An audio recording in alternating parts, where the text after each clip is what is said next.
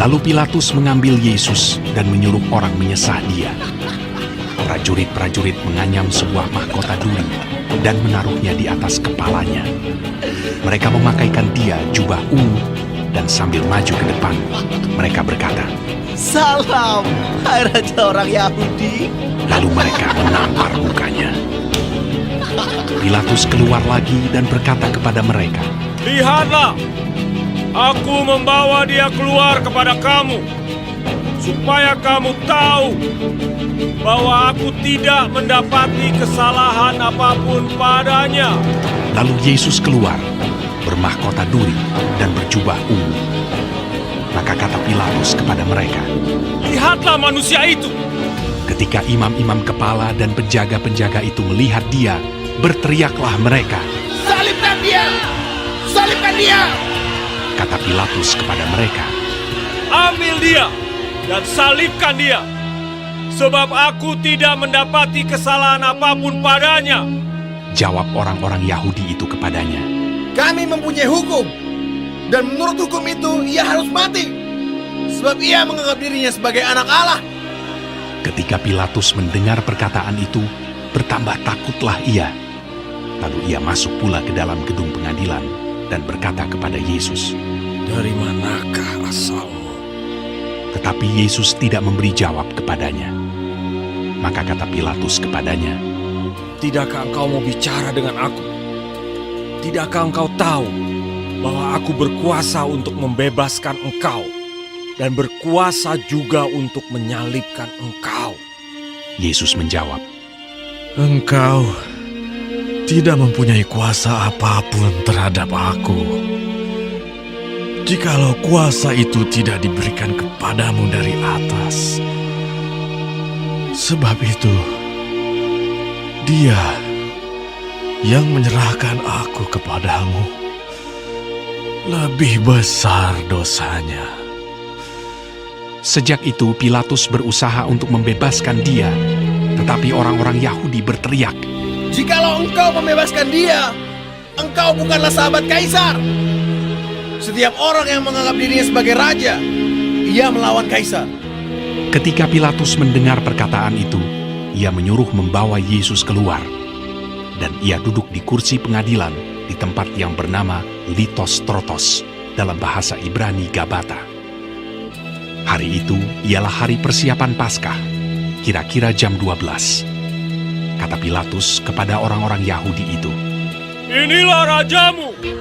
maka berteriaklah mereka, "Enyahkan dia! Enyahkan dia! Salibkan dia!" Kata Pilatus kepada mereka, "Haruskah aku menyalibkan rajamu?" jawab imam-imam kepala, Kami tidak mempunyai raja selain daripada Kaisar." Akhirnya Pilatus menyerahkan Yesus kepada mereka untuk disalibkan. Mereka menerima Yesus. Sambil memikul salibnya, ia pergi keluar ke tempat yang bernama Tempat Tengkorak, dalam bahasa Ibrani, Golgota. Dan di situ ia disalibkan mereka, dan bersama-sama dengan dia disalibkan juga dua orang lain sebelah menyebelah, Yesus di tengah-tengah. Dan Pilatus menyuruh memasang juga tulisan di atas kayu salib itu. Bunyinya, Yesus, orang Nazaret, Raja orang Yahudi. Banyak orang Yahudi yang membaca tulisan itu, sebab tempat di mana Yesus disalibkan letaknya dekat kota, dan kata-kata itu tertulis dalam bahasa Ibrani, bahasa Latin, dan bahasa Yunani. Maka kata imam-imam kepala orang Yahudi kepada Pilatus, Jangan engkau menulis Raja orang Yahudi, tetapi bahwa ia mengatakan, Aku adalah Raja orang Yahudi. Jawab Pilatus, "Apa yang kutulis tetap tertulis."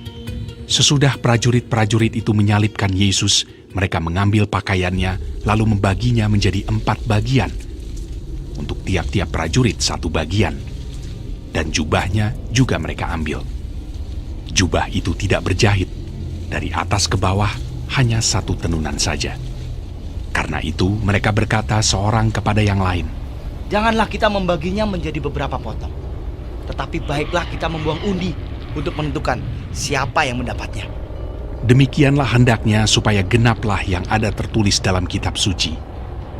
Mereka membagi-bagi pakaianku di antara mereka, dan mereka membuang undi atas jubahku. Hal itu telah dilakukan prajurit-prajurit itu. Dan dekat salib Yesus berdiri ibunya dan saudara ibunya, Maria, istri Klopas, dan Maria Magdalena. Ketika Yesus melihat ibunya dan murid yang dikasihinya di sampingnya, berkatalah ia kepada ibunya, Inilah anakmu. Kemudian katanya kepada murid-muridnya, Inilah ibumu. dan sejak saat itu, murid itu menerima dia di dalam rumahnya. Sesudah itu, karena Yesus tahu bahwa segala sesuatu telah selesai, berkatalah ia, supaya genaplah yang ada tertulis dalam kitab suci.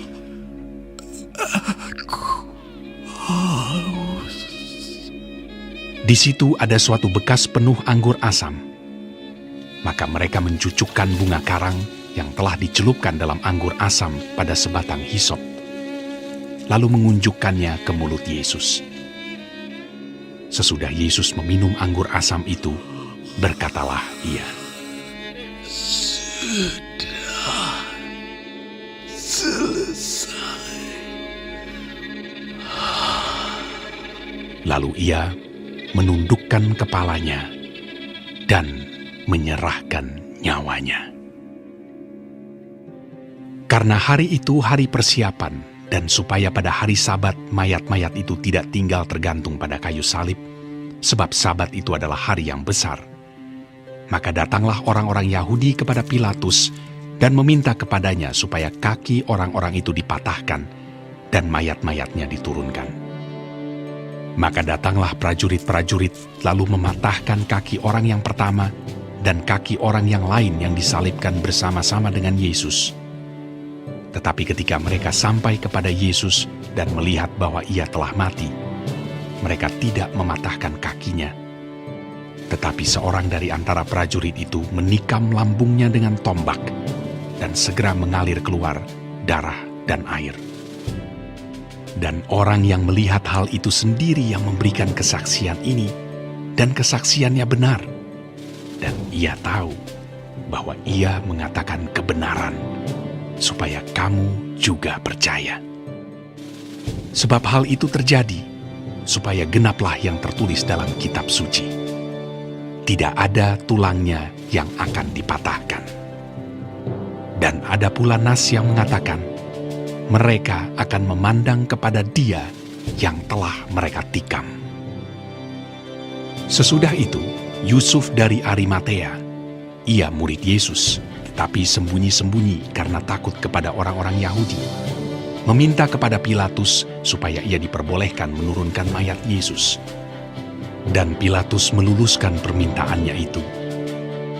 Lalu datanglah ia dan menurunkan mayat itu. Juga Nikodemus datang ke situ. Dialah yang mula-mula datang waktu malam kepada Yesus. Ia membawa campuran minyak mur dengan minyak gaharu, kira-kira 50 kati beratnya. Mereka mengambil mayat Yesus, mengapaninya dengan kain lenan, dan membubuhinya dengan rempah-rempah menurut adat orang Yahudi bila menguburkan mayat. Dekat tempat di mana Yesus disalibkan ada suatu taman, dan dalam taman itu ada suatu kubur baru yang di dalamnya belum pernah dimakamkan seseorang. Karena hari itu hari persiapan orang Yahudi, sedang kubur itu tidak jauh letaknya, maka mereka meletakkan mayat Yesus ke situ.